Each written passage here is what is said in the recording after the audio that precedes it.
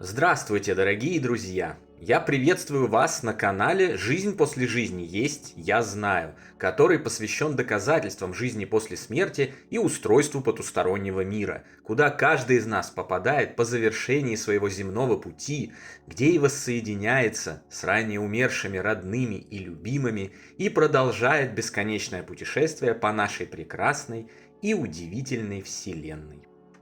Ваши вопросы вы можете задать мне после лекции в нашей приватной группе в Телеграме. Ссылка в описании, а пока начнем. И сегодня мы поговорим о помощи, которую можно оказать умершим в случае наличия у них каких-либо затруднений на посмертных путях. Узнаем о причинах, по которым такая помощь может им понадобиться. А также разберемся в механизме, благодаря которому все это работает именно так, а не иначе. В данный момент мир находится не в лучшей своей форме. Иногда даже кажется, что человечество сошло с ума и окончательно утратило связь с реальностью, а также память о том, что любовь, добро и свет являются главными ценностями Вселенной, а вовсе не зло, ненависть, власть и деньги. Как следствие этого патологического состояния, большинство представителей воплощенного человечества имеют некорректные настройки сознания, психики и нездоровый внутренний мир. Из-за этого, в силу законов мироздания, о которых мы уже говорили и еще будем говорить дальше, они страдают. Страдают как при жизни, так и после смерти. Происходит это вследствие того, что внешнюю реальность порождает реальность внутренняя. И если внутри установлены некорректные конструкции, то таковые же некорректные конструкции будут и снаружи. Многими принято считать, что тот свет по умолчанию для каждого является прекрасным и замечательным местом, в котором живется гораздо лучше, чем на Земле. Но это совсем не так. Думать так – это большая и во многом вредная ошибка. Через 30 секунд я подробно объясню вам, как все устроено на самом деле. Друзья, наши книги о жизни после смерти и устройстве потустороннего мира цикла «Жизнь после жизни есть, я знаю» и «Онкология и душа» вы можете найти в разных книжных магазинах и маркетплейсах. Ссылки на некоторые из них даны в описании. Мы очень рекомендуем эти книги для получения комплексных и системных знаний о том, как все устроено. Ну а теперь возвращаемся к лекции. Внутренний мир человека создает окружающую реальность и определяет меру благополучия событий, которые в ней происходят. Если внутренний мир здоров и наполнен добром, светом, любовью, неравнодушием, интересом к жизни, стремлением к развитию и творению добра, в этом случае тот свет действительно будет замечательным, цветным, счастливым и экстатичным. Но если во внутреннем мире серьезные проблемы, то неважно, где находится человек. В земном плотном мире или в мире потустороннем его реальность всегда будет мрачной, печальной и страдательной. Огромное количество людей со смертью их тел оказывается в таковых мрачных духовных реальностях, которые стереотипно можно назвать адами. И количество этих адов столь же велико, как и количество звезд на небе. Это может быть полуразрушенная лачуга на краю деревни, в которой никогда не бывает света, дуют вечные сквозняки и медленно истлевает все, что есть внутри. Это может быть и классическое озеро испепеляющей лавы или раскаленная сковородка на хозяйстве у дьявола, на которой предстоит поджаривать свою пятую точку в течение 1000 лет. А может быть и вполне обычный город, в котором привык жить недавно умерший, и в коем он по замкнутому циклу на протяжении веков будет ходить на работу и возвращаться домой, где его не ждет ничего хорошего, кроме депрессий, страданий, пустоты и тишины, или вечно недовольной жены, поедающей мозг и распиливающей сознание вдоль и поперек. Кто-то сейчас скажет: да это же уже и так наша нынешняя жизнь. И будет прав. Потому что неважно, в каком мире мы проживаем, механизм Вселенной работает одинаково в любой ее точке, в любом измерении, по одному и тому же принципу. И принцип этот формулируется очень просто. То, что внутри, то и снаружи. Если ты являешься обладателем печального внутреннего мира, который создает соответствующую печальную реальность, то это будет происходить в любых мирах, на любых планетах, хоть в жизни, хоть до смерти тела, хоть после нее. Где бы и когда бы ты ни был, твоя реальность будет не самой лучшей до тех пор, пока ты не осознаешь, что все только в твоих руках. Что нет никого, кто должен прийти и разрулить все в твоей жизни к лучшему. Это можешь сделать только ты. А ключ к прекрасной и сказочной жизни состоит не в деньгах, не в дворцах, не в дорогих машинах, не в брендовых шмотках, не в дорогой жратве, не в пребывании на элитном курорте в Куршавеле и даже не в валютной проститутке, к которым многие так стремятся. А в любви, неравнодушии к другим, в труде на благо всех живущих и постоянном движении к духовному развитию. К сожалению, до массового осознания этой простой вещи еще далеко. Сейчас большинство людей с головой ушли в страстное стремление к материальным ценностям, ради которых готовы пойти на самые ужасные поступки.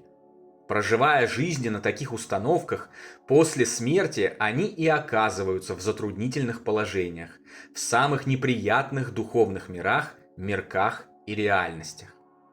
Все эти люди, а также те, кто слишком жалел себя, тонул в эгоизме и себялюбии, депрессиях, страхах и тревогах, те, кто не скопил достаточно знаний, а некоторые и просто по случайности, без намерения. Все, кто при жизни создал для себя свои собственные печальные реальности, продолжат жить в них и после смерти. Это можно считать по огромному количеству сообщений о встречах живущих с умершими во снах, которые жалуются на болезни, неудобства, страдания, требуют внимания, ругаются или плачут. Похожую информацию сообщают и многие из тех, кто практикует выходы из тела и осознанные сновидения.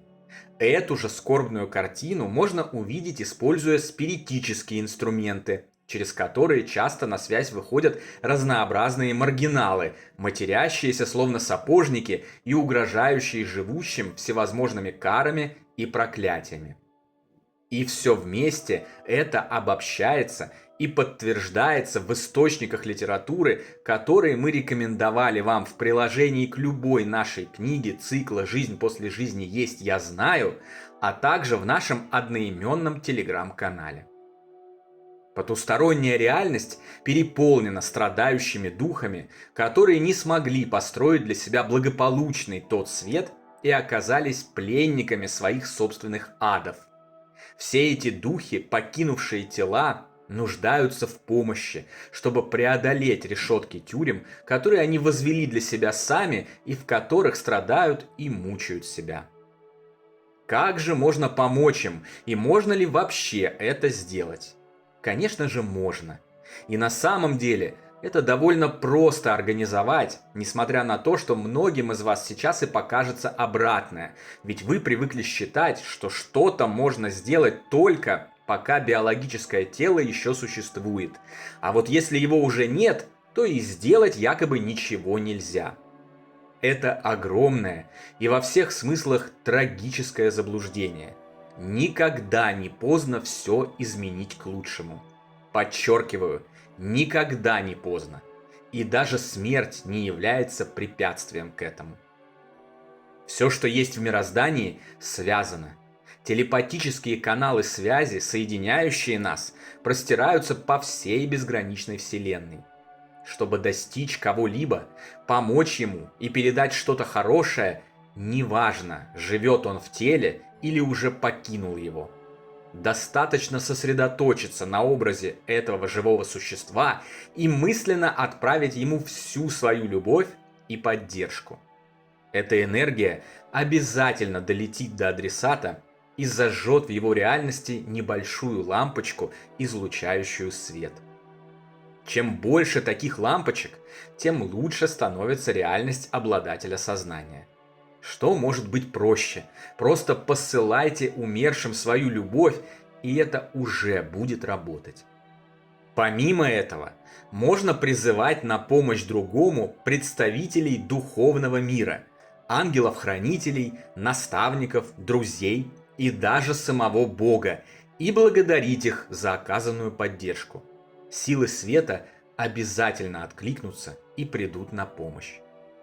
Можно, опять же, при помощи мысленных посланий регулярно, спокойно и методично объяснять человеку, что ничто и никто не держит его в его печальной реальности, что он может в любой момент покинуть ее, если только осознает те законы Вселенной, о которых я вам только что рассказал. Можно взять за правило каждый день молиться за духовное здравие человека. И не обязательно молитва должна выражаться религиозными текстами. Это могут быть и свои слова. Главное то, чем молитва заряжена, какое качество духовной энергии в нее заложено. И если это заряд добра, света и любви, то он обязательно поможет. Описанная помощь во всех случаях оказывается эффективной. На протяжении тысячелетий этот эффект проверен, подтвержден огромным множеством людей, включая и вашего покорного слугу, автора этой лекции. Эта помощь устраняет причины, приведшие человека к построению мрачной реальности, и ускоряет его переезд в реальность прекрасную. А это, в свою очередь, благоприятно влияет не только на потусторонний мир, но и на наш мир земной. Если каждый из нас воспользуется этой нехитрой методикой и таким образом поможет хотя бы одному человеку, близкому, мало знакомому или незнакомому вовсе, живущему или уже умершему, наша общая реальность станет гораздо светлее. И гораздо быстрее мы сможем все наладить и изменить к лучшему. Так давайте не будем медлить и поможем всем, кому мы способны помочь, прямо сейчас. На сегодня это все, дорогие друзья. Если вам нравится то, что мы делаем, пожалуйста, поддержите нас донатом по ссылкам в описании видео. Благодаря вашей поддержке мы продолжаем нашу работу. Большое вам спасибо. Дополнительную интересную и полезную информацию за пределами лекций, ответы на ваши вопросы о жизни после смерти и наш приватный чат, в котором я бываю регулярно, вы найдете в нашем телеграм-канале. Ссылка на него, как всегда, в описании видео и на экране. Добро пожаловать! Встречаемся на следующей лекции здесь же, на нашем канале. А пока всего вам самого лучшего, волшебного и замечательного.